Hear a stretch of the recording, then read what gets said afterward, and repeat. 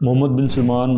MBS के नाम से जो जाने जाते हैं पूरी दुनिया के अंदर, मुस्लिम वर्ल्ड के अंदर भी, और क्राउन प्रिंस हैं सऊदीया के, और वो करता धरता हैं इस वक्त सऊदीया के जो भी डिसीजन मेकिंग होती हैं। उन्होंने ये सबसे जो बड़ी अचीवमेंट्स उनकी थी, अचीवमेंट्स क्या, एक तरह से उन्होंने आज़ाद ख्याली लेके आ रहे हैं सऊदीया के अंदर। अस्सलाम वालेकुम व्यूअर्स, क्या हाल चाल है? उम्मीद है सब खैर ऑफिस होंगे। चेंज द नेशन पर बेहजाद अहमद, एक नई वीडियो नए टॉपिक के साथ। आज का जो टॉपिक है हमारा वो बिलखसूस मोहम्मद बिन सलमान MBS के नाम से जो मशहूर जाने जाते हैं, उनके ऊपर बात करेंगे कि किस तरह वो डरते हैं पावर को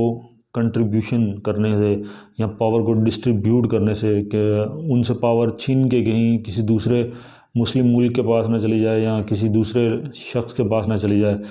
हमने इसके ऊपर ऑलरेडी एक वीडियो बनाई थी इमाम महदी के ऊपर, बेसिकली कि कैसे ये ट्राइंगल है एक, कि मोहम्मद बिन सलमान हो गए, UAE के क्राउन प्रिंस हो गए, और जो कतर के क्राउन प्रिंस हैं, वो बेसिकली इन तीनों का आपस में एक मुकाबला हो रहा है कि कौन ज़्यादा डेवलपमेंट लेके आता है और कौन ज़्यादा मजबूत होता है, पावरफुल होता है। और इसमें देखा हमने कि तीनों ही ममालिक के अंदर बिल्डिंग्स बन रही हैं और नए नए इंफ्रास्ट्रक्चर क्रिएट हो रहा है, और अजीब से अजीब तर वो कोई चीज़ें लेके आ रहे हैं। जैसे कतर में देखा हमने, फीफा वर्ल्ड कप हुआ, उन्होंने अजीबोगरीब किस्म के फुटबॉल स्टेडियम बनाए, पूरा शहर बसा दिया वहाँ पे। और जो UAE है वहाँ पे भी हम देख रहे हैं कि बिल्डिंग्स बनती हैं, और वहाँ पे एक मास का इन्वायरमेंट बनाने के लिए उन्होंने एक प्रोजेक्ट उनका चल रहा है कि वहाँ पे इन्वायरमेंट जितना भी होगा अंदर के, जो सारा मरीख है, मार्स जिसको हम कहते हैं, उसका जो इन्वायरमेंट होगा सेम टू सेम वैसा ही वो इन्वायरमेंट बेसिकली वो टूरिस्ट अट्रैक्शन के लिए बना रहे हैं। और इसी तरह मोहम्मद बिन सलमान ने एक प्रोजेक्ट शुरू किया हुआ है, नियोम सिटी जिसको हम कहते हैं, लाइन सिटी भी लोग बोलते हैं उसको। एक और बिल्डिंग भी बना रहे हैं, स्काई स्क्रीपर जिसको बोलते हैं हम आम फैम लैंग्वेज में। तो ये सारी जो है बेसिकली जो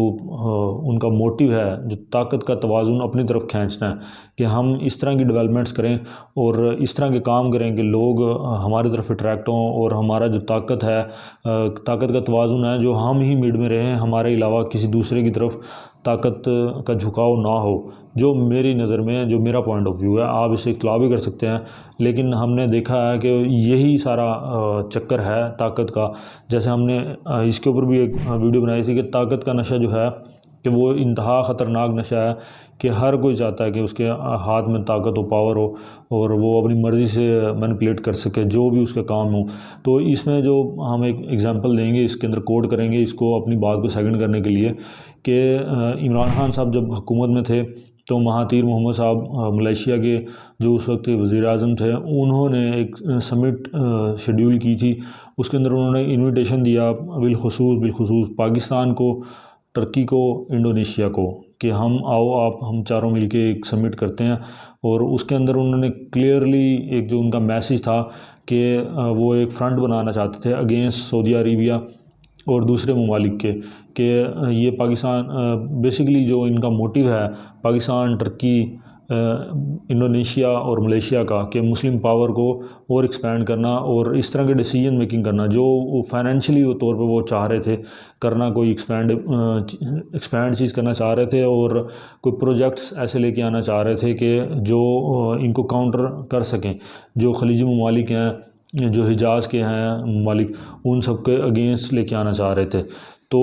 वो अनाउंस हो गया सारा कुछ कि ये आएंगे। अब अगर गौर किया जाए तो जो पाकिस्तान और इंडोनेशिया, टर्की और मलेशिया को देखा जाए, तो ये इनकी पॉपुलेशन जो है, अगर इनको काउंट किया जाए, तो ये आधी मुस्लिम कम्युनिटी जो है दुनिया की पूरी, वो इन चार ममालिक के अंदर रहती है। उनकी पॉपुलेशन काउंट अगर की जाए तो बहुत बड़ा फिगर था एक, कि अगर ये समिट होती और इसके अंदर सारे शरीक होते तो ज़ाहिरी बात है कि बहुत बड़ा एक धमाका होता मुस्लिम उम्मा का। हो सकता है कि उस वक्त अगर ये समिट हो जाती तो कोई फ्रूटफुल रिजल्ट्स भी मिलते, लेकिन अनफॉर्चुनेटली वो क्यों समिट नहीं हुई। वो क्यों नहीं हुई, इसके ऊपर बात करनी है हमने। जब मोहम्मद बिन सलमान ने देखा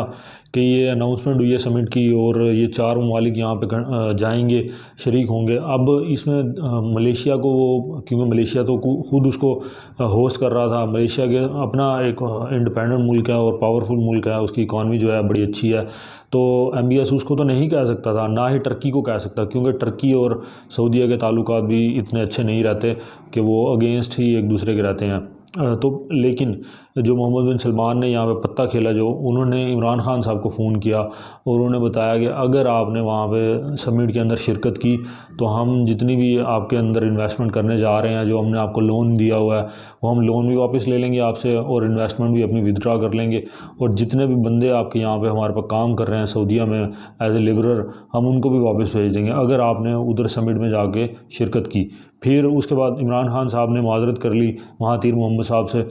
कि मैं समिट में नहीं आ सकता। तो सेकंड उन्होंने फ़ोन किया इंडोनेशिया के वज़ीर आज़म को कि अगर आपने इस तरह किया जाके उस समिट में जो शिरकत की, तो हम जो आप अपना कैपिटल जो दूसरे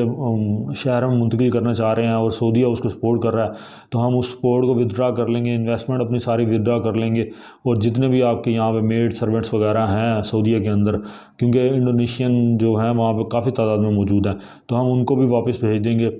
धमकी दी एक तरह की दोनों ममालिक को, पाकिस्तान और इंडोनेशिया को। और उन्होंने भी, इंडोनेशियन हुकूमत ने भी मलेशियन हुकूमत से माजरत कर ली समिट में जो शमूलियत से। फिर जब देखा महातीर मोहम्मद ने ये सारा कुछ कि इन दो ममालिक विदड्रा कर गए हैं, तो ईरान के साथ कंटेक्ट किया महातीर मोहम्मद ने। अब ईरान जो है वो एक कंट्रोवर्शियल स्टेट है एक पूरे मुस्लिम उम्मा में, कि वो अक्सर कभी उनके पाकिस्तान के साथ ताल्लुकात ख़राब हो जाते हैं, ज़्यादातर सऊदीया के साथ वैसे ही ख़राब रहते हैं, फिर अमेरिका के साथ तो उनके हैं ही ताल्लुकात हमेशा से ख़राब। तो ईरान ने ईरान के साथ कांटेक्ट किया। अलबत्ता उस समिट को छोड़ते हैं, हम जो हमारा जो आज का बात करने का मकसद था कि MBS ने जब देखा कि ये ताकत का तवाज़ुन जब उनसे जाके छीना जा रहा है, एक तरह से उनके अगेंस्ट एक ब्लॉक बिल्डअप हो रहा है, और अगर ये कामयाब हो गए समिट करवाने में और कोई मंसूबे ले आते हैं या कोई MOUs साइन हो जाते हैं या कोई नए प्रोजेक्ट्स आ जाते हैं अगेंस्ट द सऊदी अरेबिया, तो इनकी जो हुकूमत है वो, इनकी जो जहाँ पे ताकत है वो ज़ाइल हो जाएगी, और जो नाम है एक इनका, और जो लोगों को ये एक तरह से ब्लैकमेल करते हैं, जैसे पाकिस्तान और इंडोनेशिया को ब्लैकमेल किया, तो ये सारा जो बन जाएगा, एक ब्लॉक बन जाएगा उनके अगेंस्ट। फिर ये चारों मिल के हम रूल भी कर सकते हैं मुस्लिम उम्मा को, क्योंकि मुस्लिम उम्मा जो है इस वक्त भी वो एक ऐसे लीडर और या ऐसी तंजीम के ख्वाहिश रखती है वो मुस्लिम उम्मा के लोग, बेसिकली ममालिक की बात नहीं कर रहा मैं, लोग जो अंदर रहते हैं वो चाहते हैं कि कोई इस तरह की यूनिटी होनी चाहिए मुस्लिम ममालिक की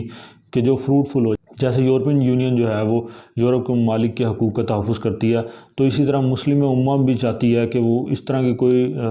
बननी चाहिए, तंजीम होनी चाहिए। OIC तो है एक, लेकिन वो गैर फ़ाल ही समझें उसको, कोई उसका काम नहीं है सिवाय इजलास बुलाने के या मज़म्मत करने के। तो सऊदी अरेबिया ने, MBS ने जब ये देखा कि ये इस तरह हो रहा है, तो उनको एक ख़तरे की घंटी बजी उनके लिए कि ये तो मेरे लिए ख़तरे की घंटी है, मैं जो इतने प्रोजेक्ट्स वगैरह लॉन्च कर रहा हूँ, या मैं इतना हम एफ़र्ट कर रहे हैं अपने आप को बनाने के लिए। और बेसिकली उन्होंने वैसे तो हिजाज़ के ऊपर कब्ज़ा किया हुआ है और सारा ठेका लिया हुआ उन्होंने मक्का मदीना का, और लोगों को इतना महंगा हज होता है वहाँ पे जाके, जो भी है उसकी रीज़न, हम इसके ऊपर भी एक अलग से टॉपिक वीडियो बनाएंगे कि हिजाज़ के जो सरज़मीन पे कब्ज़ा है सऊदियों का, तो ये इसके पीछे हक़ाइक़ वगैरह इसके ऊपर बात करेंगे। लेकिन ये जो आज हमारा वीडियो बनाने का मकसद यही था कि वो सारी जो थी समिट को गैर फ़ाल करने की या समिट को मुलतवी करने की, कि ये बंदे जो हैं, ये दो बंदे बिलखुसूस जाके उस समिट में के अंदर शिरकत ना करें,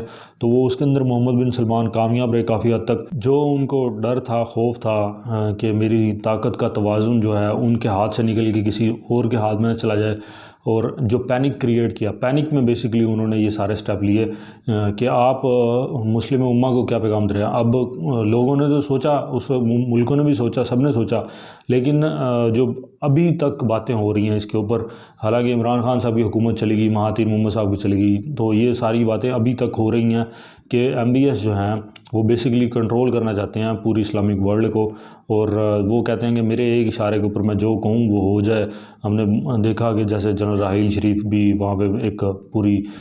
इस्लामी ममालिक की फ़ौज भी बनी, इन्होंने अपनी सिक्योरिटी के लिए बेसिकली बनाई, वो मुस्लिम ममालिक को प्रोटेक्शन करने के लिए नहीं, ना कि किसी फ़लस्तीनी भाई की मदद करने के लिए। तो इसके ऊपर भी हम एक इंशाल्लाह जल्द वीडियो बनाएंगे। लेकिन आज हमारा यही टॉपिक था कि हमने सोचा इसके ऊपर MBS के ऊपर थोड़ी सी वीडियो बनाई जाए कि जब किसी शख्स को ताकत का तवाज़ुन जो है उसके पलड़े से किसी और पलड़े में जाते हुए दिखाया जाता है तो वो पैनिक में किस तरह के फ़ैसले करता है और कैसे लोगों को ब्लैकमेल करते हैं मुल्कों की सतह पर। इंफरादी तौर पे तो लोग करते ही हैं, लेकिन मुल्कों की सतह पर भी ये अमल होता है। तो होपफुली आपको वीडियो पसंद आई होगी। अपनी राय का भी आगाह किया करें और हमें टॉपिक्स के मुतालिक भी बताया करें कि आप कौन से टॉपिक देखना चाहते हैं कमेंट बॉक्स के अंदर, ताकि हम उसके ऊपर वीडियोस बनाया करें। तो आज की वीडियो यहीं पे इख्तिताम करते हैं। इंशाल्लाह नेक्स्ट किसी और टॉपिक के साथ हाजिर होंगे। इजाज़त दीजिएगा। अल्लाह हाफ़िज़।